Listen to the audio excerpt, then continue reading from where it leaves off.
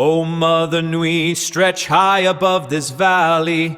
Your starry body is our glory. Then see the hawk of yonder Ahurquit, his fiery splendor, oh so mighty. He brings a light for all our weary souls.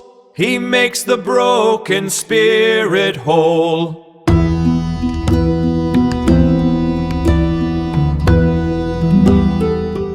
Imagine standing in front of a perfectly smooth, unblemished mirror. It is flawless, but, it is also completely static. Right. It can't actually do anything other than just be perfect. Exactly. If you want to create a dynamic mosaic out of it, you have to do something violent to it. You have to shatter it. Which is a great analogy for what we are getting into today. Yeah, welcome to this deep dive. Today we are unpacking a really dense stack of esoteric texts covering Hermetic, Masonic, and Kabbalistic cosmology. And the mission for you listening today is to radically re-examine the fall of man.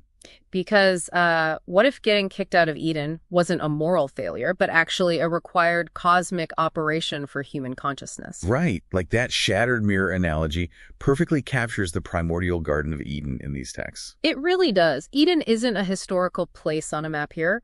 It represents this interior cosmos of the soul, which is just absolute undifferentiated awareness. Just pure stasis. Yeah, pure stasis. Without division, there is no kinetic motion, no desire, and ultimately, well, no evolution. Wait, so if shattering that perfection is necessary for the universe to evolve, then the traditional story has it completely backwards. Oh, entirely backwards. I mean, that would mean Eve isn't the villain who ruined paradise.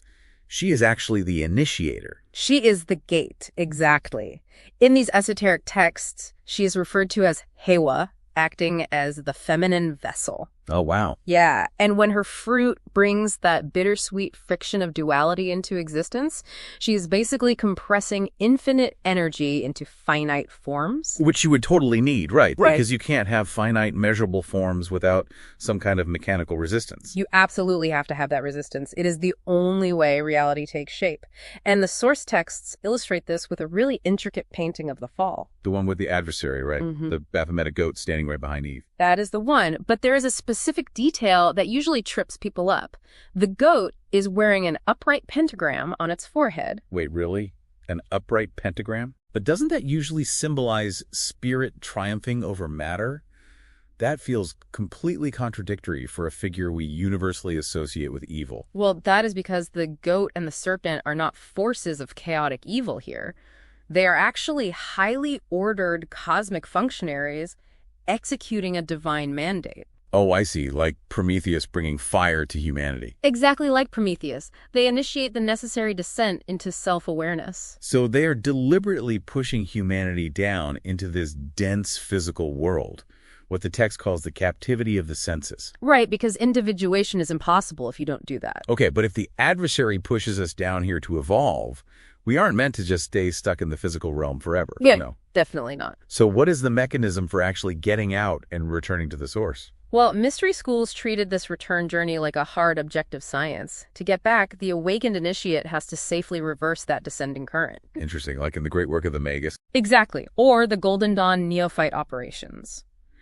During these rituals, they perform something called a reverse circumambulation. A reverse circumambulation, so a physical backward movement through the temple. Yes, literally walking backward. I am trying to picture how that accomplishes anything. Is it like coiling a tightly wound spring? That is a brilliant way to look at it. Because to safely release immense tension without it snapping back in your face, you have to carefully unspool the energy. That is the exact mechanical process. They are meticulously dismantling this intense astral current. Wow. Because if you invoke the blinding light of the supernal realm and you don't withdraw it properly, you trigger what they call the avenging current. The avenging current. That sounds like a cosmic immune response. It basically is. It will obliterate any impure vessel that attempts to hold that supernal light without the right structure. Which is why the ritual creates a heavy physical anchor. The text talks about this alchemical blood, like a red fluid symbolizing Bina and mortality. Right, to tether the initiate so they don't just, float off into the infinite. And this leads to that incredibly strict rule, doesn't it? The warning that partially initiated people must never teach. Never. It is way too dangerous. A partially initiated person lacks the internal architecture to ground that energy. So if they try to manipulate the divine current, it is not just a bad lesson, No, they accidentally formulate permanent astral errors. which causes literal structural damage to themselves and their students. Exactly. So taking a step back, this entirely reframes things for you listening. Yeah. All the daily friction and suffering you experience. Right. It is not some cosmic punishment for a mistake your ancestors made in Eden. It is the exact mechanical resistance required for your soul's evolution. Yeah. It is your path back to Kether, the crown. But getting back safely takes intense discipline.